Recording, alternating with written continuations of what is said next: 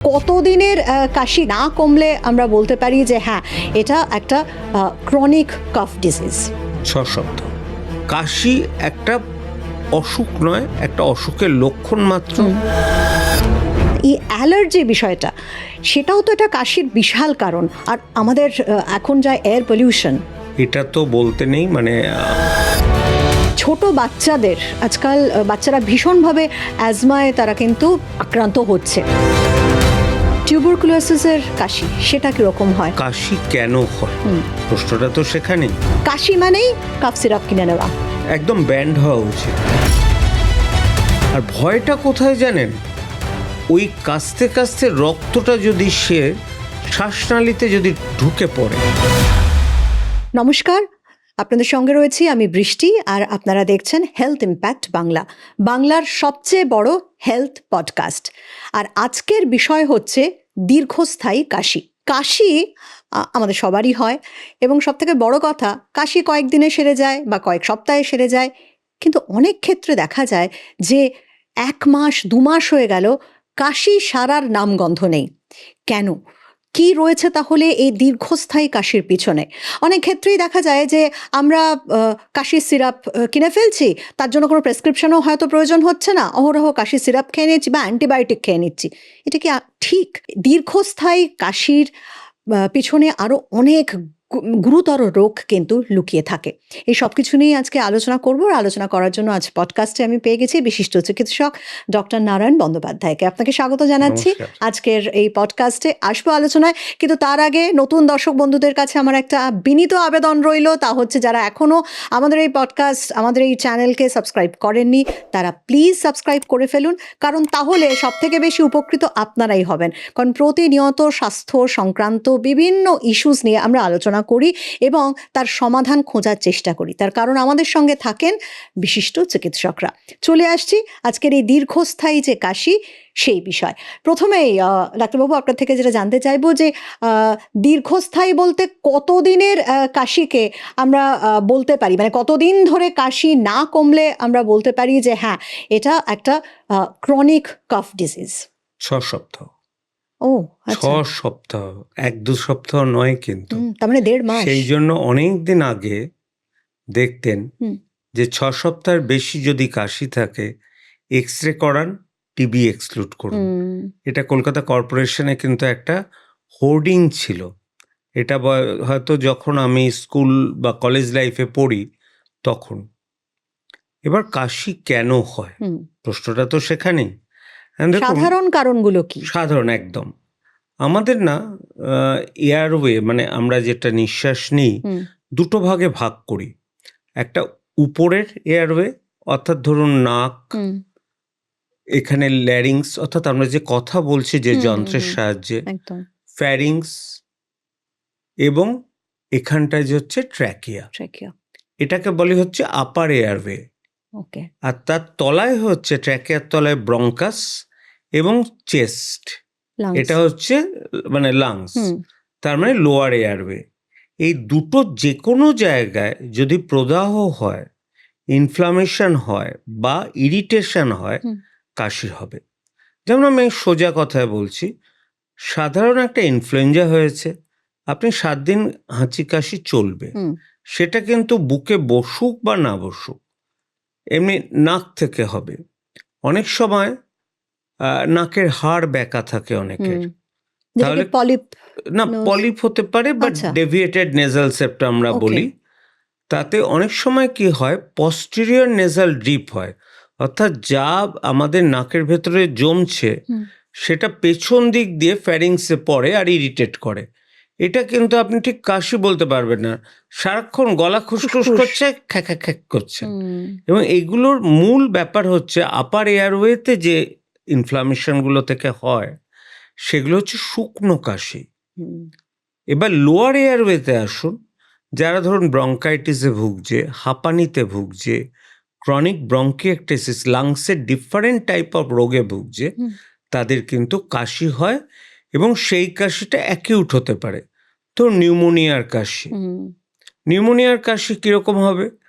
আপনার কাশি আরম্ভ হবে, কাশির সাথে যে স্পুটামটা বেরোবে সেটা হয় হলুদ রঙের হতে পারে বা অন্য সবজি রঙের হতে পারে, আবার অনেক সময় ছিটে ছিটে রক্তও আসতে পারে, আচ্ছা। সেটাও একটা ব্যাপার। হুম। আর আরেকটা হচ্ছে যদি কাশির সময় লম্বা শ্বাস নিতে গেলে বুকে লাগে। বুকে যদি লাগে, হুম। তার মানে একটা প্লুরাইটিক পেন হচ্ছে। লম্বা মানে বুক যেটাকে শ্বাস আমরা বলি যে বুকে কফ বসে গেছে। না, তা আচ্ছা, না। নয় ঠিক। ওকে। বুকে কফ বসলে আপনার কাশি হবে হচ্ছে, আমরা এভাবেও কাশি ভাগ করতে পারি: শুকনো কাশি, হুম। ড্রাই কাফ অথবা ওয়েট ওয়েট। কফ। শুকনো কাশি হচ্ছে ড্রাই ইরিটেটিং কাশি। হুম। অনেক সময় লাংসের ভেতরে যদি ক্রনিক ব্রঙ্কাইটিস বা ধরুন এমফাইসিমা বা যারা স্মোকার, হুম। তাদের যে কাশিটা হয় ড্রাই ইরিটেটিং, আমরা বলি বৃদ্ধদের কাশি, বুড়োদের কাশি, ঠিক এই টাইপের হয়। আর যাদের ওয়েট কাফ অর্থাৎ কাশছে এবং তার সাথে কফ বেরোচ্ছে, সেটা ব্রঙ্কিয়েকটেসিসে হতে পারে অথবা নিউমোনিয়াতে হতে পারে। ওকে। এটা হচ্ছে লাংসের ভেতরের কারণ। হুম। লাংসের বাইরের কারণ থেকেও কিন্তু কাশি হয়। যেমন কিছু ওষুধ খুব কমনলি আমরা ব্লাড প্রেশারের জন্য হুম। এসি ইনহিবিটর বলে একটা ওষুধ ইউজ করি প্রেশার কমানোর জন্য। ভালো ওষুধ, খুব ভালো ওষুধ, কিন্তু কিছু পার্সেন্টেজ যাদের সহ্য হয় না, কেসেই যাবে তারা, শুকনো কাশি। আচ্ছা। সুতরাং আপনার যে কাশি যদি আপনাকে দেখতে হয়, শুকনো কাশি কিছুতেই কমছে না, গলায় কোনো কিছু পাচ্ছেন না, চেস্টে অসকালটেট করে পেলেন না, এমনকি এক্স রে করে পেলেন না, পালমোনারি ফাংশন টেস্ট করে কোনো দোষ পেলেন না, আপনি খোঁজ করুন তার ড্রাগ হিস্ট্রি কী আছে। সে কি এসি ইনহিবিটর বলে একটা জিনিস, র্যামিপ্রিল বা এই টাইপের ওষুধ খাচ্ছে? খেলে কিন্তু সে কাশি যতক্ষণ না ওষুধ বন্ধ করছেন হতেই থাকবে। ওকে। সুতরাং কাশি সর্বদা এক কারণ তো নয়, হুম। এবং একটানা যদি শুকনো কাশি হতে থাকে তাহলে কিন্তু ডেফিনেটলি ইমেজিং করা উচিত, অর্থাৎ হয় চেস্ট এক্স রে, হুম। নয়তো সিটি চেস্ট, এই দুটো। যদি কোনো কিছু ধরা পড়ে তখন আরও বড় কিছু টেস্ট, হুম। যেমন আমরা নাকের মধ্যে দিয়ে একটা নল ঢুকিয়ে ফুসফুসের ভেতরটা দেখে নিই, আচ্ছা। যেটা আমরা বলি ফাইবার অপটিক ব্রঙ্কোস্কোপি। বা অনেক সময় ইএনটিরা হুম। তারা গলায় ধরুন কিছু হয়েছে হুম। কিনা, আপনি হয়তো ভোকাল কর্ড হয়েছে, বারবার কথা বলছেন, আপনার অ্যাঙ্কারিং করা হুম। আপনার প্রফেশন, তো সেখানে ভোকাল নোডিউল হতে পারে, সেখানেও একটা ড্রাই কাশি হবে। একদমই। সুতরাং কাশির ধরনটা দেখে না ডাক্তাররা বুঝতে পারে যে এটা গলা থেকে আসছে না এটা লাংসের থেকে আসছে। আচ্ছা। লাংসের কাশি একটু ঘড়ঘড়ে ঘড়ঘড়ে। টাইপের হবে, আর গলার কাশি হবে হচ্ছে খুসখুসে। খুসখুসে। একেবারেই। দুটো কাশি শুনলেই ডিফারেনশিয়েট করা ডিফারেন্সিয়েট যায়। মানে ভালো কান যদি থাকে হ্যাঁ। তাহলে কিন্তু আপনি কাশি বোঝা যায়। ডিফারেন্সিয়েট করতে পারবেন এটা কি কাশি। একেবারেই। আপনি যেটা বললেন মানে আমাদের ক্ষেত্রে আমি বলছি যারা আ আমাদের মতো অ্যাঙ্কার্স যাদের অনেক বেশি কথা বলতে হয় এবং চিল্ড এসি স্টুডিওতে আমরা বহু বছর ধরে কাজ করেছি, তাদের অনেকেরই আমার নিজেরও এই সমস্যাটা আছে যে কাশি একবার হলে আর সারতে চায় না এবং পরে চিকিৎসকের কাছে গিয়ে এটাও ধরা পড়েছে যে আমার এসি থেকে খুব অ্যালার্জি। এই অ্যালার্জি বিষয়টা সেটাও তো একটা কাশির বিশাল কারণ। আর আমাদের এখন যা এয়ার পলিউশন, এটা তো বলতে নেই, মানে আমাদের দেশে এটাও আমরা বলছি আমরা আবার ফার্স্ট হয়ে গেছি, কিন্তু ডায়াবেটিসে যেমন ফার্স্ট, সেরকম ক্রনিক অবস্ট্রাকটিভ পালমোনারি ডিজিজ মানে সোজা কথায় অ্যাজমা, সিওপিডিতেও আমরা ফার্স্ট। একদম। তার কারণ হচ্ছে আমাদের দেশের এয়ার কোয়ালিটি, নভেম্বর ডিসেম্বর মাসের এয়ার কোয়ালিটি থাকে মোটামুটি 10টা সিগারেটের সমান, যেটা নর্মাল এয়ার কোয়ালিটি ডাবল ডিজিটের মধ্যে থাকা উচিত, ধরুন বিলো 50, এখন বিলো 50 আছে বর্ষাকালে। কিন্তু বর্ষাকালে একটু তো থাকে। এবার যেই এটা শীতকাল হবে বিভিন্ন কারণে এটা 400-500 অবধি চলে যায় এয়ার কোয়ালিটিটা।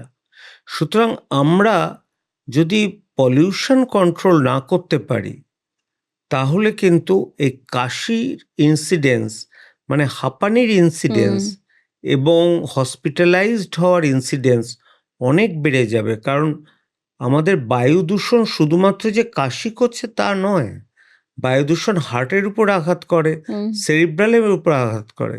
সুতরাং বায়ু দূষণ নিয়ন্ত্রণ করতে সরকারের অ্যাক্টিভ স্টেপ নেওয়া উচিত এবং প্রত্যেক মানুষকেও এগিয়ে আসতে হবে। ধরুন আপনার এসিতে কাশি হচ্ছে, আপনার তো প্রফেশন এসিতে থাকা, একদমই তখন আপনি কি করবেন? এমন একটা অ্যান্টি অ্যালার্জিক খাবেন যেটা নন সিডেটিং, যে 5 দিন আপনার স্টুডিওতে আসতে হচ্ছে, আর 2 দিন খাবেন না। এমন এবং কিছু ভেপার নেওয়া, সেটাও তো একটা। ভেপারও ব্যাপারটা নিয়ে কিন্তু একটু কোশ্চেন আছে, আচ্ছা, কারণ খুব গরম ভেপার কিন্তু ভোকাল কর্ডকে ইরিটেশন করে। এই জন্যই বলা হয় যে লিউকওয়ার্ম, একদম হালকা একদম গরম। লিউকওয়ার্মে, অথবা মুখে কিছু রেখে দিলেও অনেক সময় কাশির দমকটা চলে যায়। সেটা আদা হতে পারে, যে কোনো।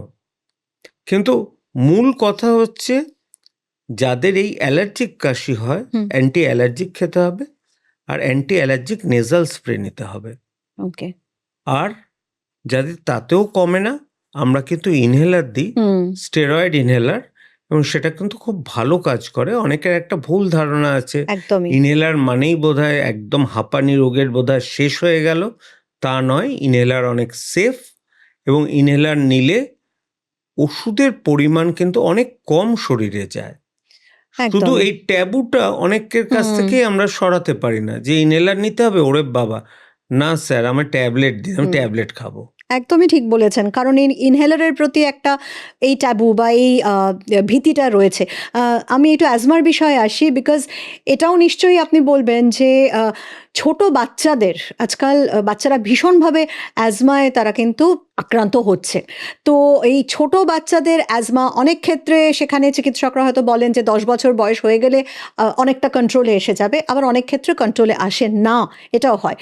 অ্যাজমার কাশি, অ্যাজমার জন্য কাশি হচ্ছে, সেটা কি ধরনের, এবং সেক্ষেত্রেও তো ভীষণ প্রয়োজন ইনহেলার? অ্যাজমার কাশি না ওরকম ড্রাই হ্যাকিং কাফি হবে, কিন্তু স্টেথো দিলেই একটা সাঁই সাঁই আওয়াজ পাওয়া যাবে। অনেক সময় বাইরে থেকে হুইজিং পাওয়া যায়, সাঁই সাঁই যে ভেতরে আওয়াজ হচ্ছে সেটা বাইরে থেকে বোঝা যায়। ছোট বাচ্চাদের ক্ষেত্রে বোঝা অসুবিধা, কিন্তু বাচ্চাদের ক্ষেত্রেও ফার্স্ট হচ্ছে ইমিউনাইজেশন। তাদের যদি ভালো করে, যেগুলো ধরুন আগেকার দিনে হুপিং কফ, এখন আজকাল কিন্তু প্রায় পাওয়াই যায় না, এটা কিন্তু আমাদের ইমিউনাইজেশনের সুফল। সেরকম আমরা যদি ইনফ্লুয়েঞ্জা ভ্যাকসিনটা ইউনিভার্সাল ইমিউনাইজেশন প্রোগ্রামের মধ্যে নিয়ে ফেলি, কারণ ইনফ্লুয়েঞ্জা ভ্যাকসিন কিন্তু 6 মাস বয়স থেকে দেওয়া যায় এবং 90 বছর অবধি দেওয়া যায়। এখন যদি ভারত সরকার ইনফ্লুয়েঞ্জা ভ্যাকসিনটাকে নিয়ে ফেলে ইউনিভার্সাল ইমিউনাইজেশনে, তাহলে চাইল্ডহুড ব্রঙ্কিয়াল অ্যাজমা কিন্তু অনেকটা কমে যাবে। ওকে, এবার বলি টিবি, টিউবারকুলোসিসের কাশি, সেটা কীরকম হয়?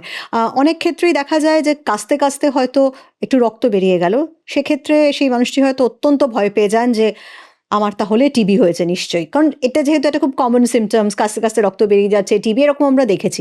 টিবির সংখ্যাও নিশ্চয়ই এখন অনেক কমেছে, কিন্তু টিউবারকুলোসিসের কাশি সেটা কি ধরনের? না, এটা হচ্ছে টিউবারকুলোসিস চেস্টের কোন জায়গায় ইনভলভ করেছে সেটার উপর।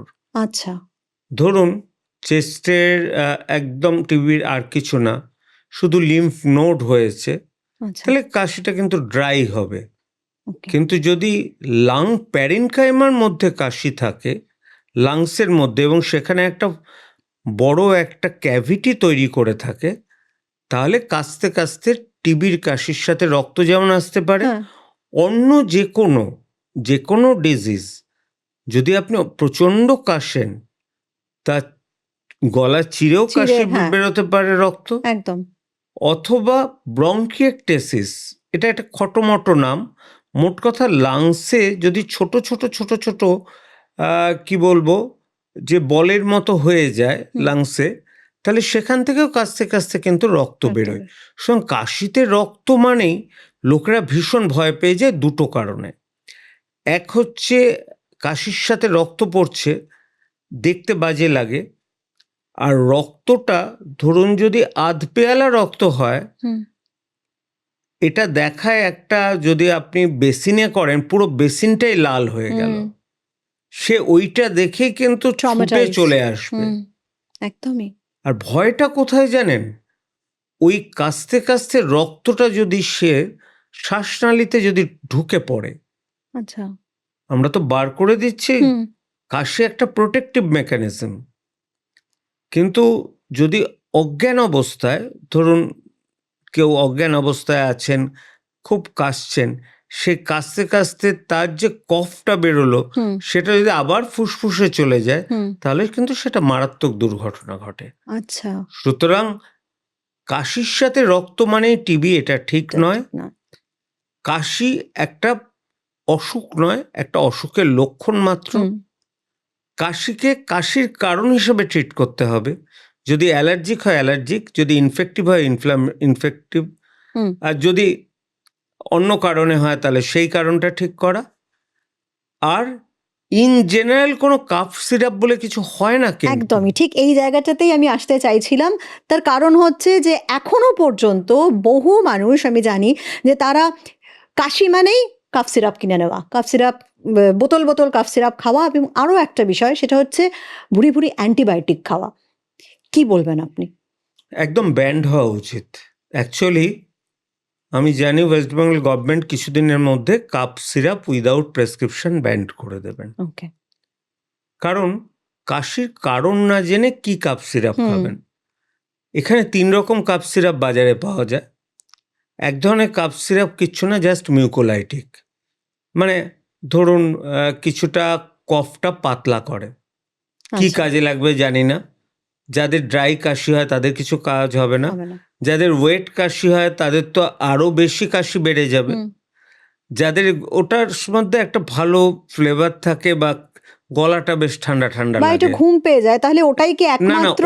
ওটা হচ্ছে না, আমি আলাদা বলছি, কাশি। আমি বলছি জেনারেল কাফ সিরাপের ক্ষেত্রে দেখা যায় যে একটু ঘুম আসে, তাহলে সেটাই কি একমাত্র তার পজিটিভ দিক যে আমি 0.5 ঘন্টা না, ঘুমিয়ে পড়লাম, আমি আমার বলছি কাশি থেকে 3 রেহাই? রকমের কাশির সিরাপ। ওকে। একটা হচ্ছে শুধু মিউকোলাইটিক, হুম। সেটা কিন্তু সেফলি দেওয়া যায়, কাজ হোক না হোক। আচ্ছা। আরেকটা হচ্ছে একটু মিউকোলাইটিক, তার সাথে একটু আমরা অ্যালার্জির ওষুধ দিয়ে দিই। ওকে। আমরা দিই না, মানে ওষুধ কোম্পানিরা দেয়। এটা কিন্তু প্রচুর চল। ওটা খেলেই অ্যালার্জি তো কমবে, কিন্তু ওই অ্যালার্জি কমার সাথে ঘুমও পাবে। হুম। লোকে ঘুমটা পাবে, সেটা হতে পারে, হুম। তার জন্য খেলো। এবং এটা থেকে আস্তে আস্তে নেশা হতে থাকে। যেমন কফ সাপ্রেশেন্ট খুব ভালো। ধরুন কারো হচ্ছে লাং ক্যান্সার হয়েছে, হুম। তার কাশি তো আমরা কমাতে পারছি না, তাকে আমরা কিন্তু অলওয়েজ কোডিন টাইপের ওষুধ দিই, এবং সেটা আমরা আলাদা কোডিন ট্যাবলেট পাওয়া যায়, সেটা পার্টিকুলারলি কিছু ক্যান্সার স্পেশালিস্ট হসপিটালে পাওয়া যায়। আচ্ছা। কোডিন ট্যাবলেট যদি দেওয়া হয়, কাশি যে কারণেই হোক না কেন সাপ্রেসড হবে। আচ্ছা। এবার যে কাশিটা বার করা উচিত, হুম। সেই কাশিতে তাহলে ব্রঙ্কোডাইলেটার দিতে হবে, যাতে মিউকাসটা খোলে, ব্রঙ্কিয়াল মিউকোসা, যাতে কফটা বেরিয়ে যেতে পারে। এখন আপনি তো না দেখে বুঝবেন কি করে কার কি কাশি? একদমই। সুতরাং কোনো কাশির সিরাপের হয় না। অনেক কাশির সিরাপ সব পাঁচ মেশালোও থাকে, কিছুটা মিউকোলাইটিক, কিছুটা অ্যান্টি অ্যালার্জিক, আবার কিছুটা আবার কফ সাপ্রেশেন্ট, সব মিলিয়ে পাঁচ মেশালো, যার জন্য কফ সিরাপ কিন্তু বাজার থেকে তুলে নেওয়া উচিত। এবং কফ সিরাপ শুধুমাত্র বাচ্চাদেরই রাখা উচিত, এবং স্পেসিফিক ইন্ডিকেশন, যে এটা সর্দি বসে গেছে, সর্দিটাকে তোলার, এটা শুকনো কাশি হচ্ছে, এটা হাঁপানির কাশি হচ্ছে, সুতরাং মানে ব্রঙ্কোডাইলেটার দিয়ে করাবো। আর একটা কাশি থাকবে ট্যাবলেট, শুধুমাত্র ক্যান্সার স্পেশালিস্ট বা ডাক্তাররা লিখলে পাওয়া যাবে, কোডিন ট্যাবলেট, যেটা সাধারণ আপনি দোকানে বলছেন। কিন্তু অ্যাভেলেবেল নয়।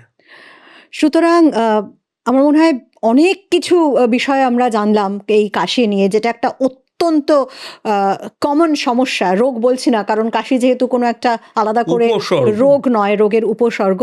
শেষ প্রশ্ন আপনাকে, যে যেটা আপনি বললেন যে বায়ু দূষণ কমানো, স্টেপস নেওয়া, সে তো উচিত, আমরা সবাই জানি, কিন্তু নিজেদের কিভাবে এই কাশির থেকে প্রোটেক্ট করা যায় যে কোনো মানুষের ক্ষেত্রে?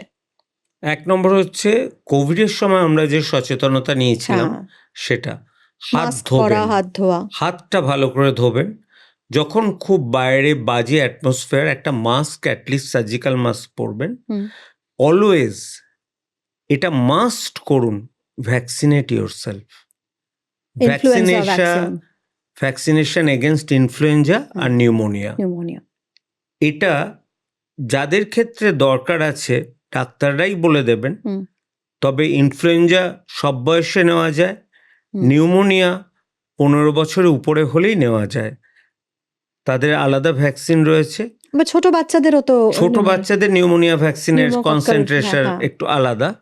সুতরাং আমার মনে হয় যে কাশির কমপ্লিকেশন হাত থেকে বাঁচার জন্য বায়ু দূষণ থেকে বাঁচানোর জন্য একটা মাস্ক এবং ভ্যাকসিনেশন, এবং যখনই তারা নাকে মুখে হাত দেবে, বাচ্চারা নাকে মুখে হাত দেবে, ওদের একটা হ্যাবিট করা, তুমি টাচ করলে সারফেস টাচ করার পর হাতটা একটা স্যানিটাইজার দিয়ে ধোও, তারপর তুমি হাত দাও।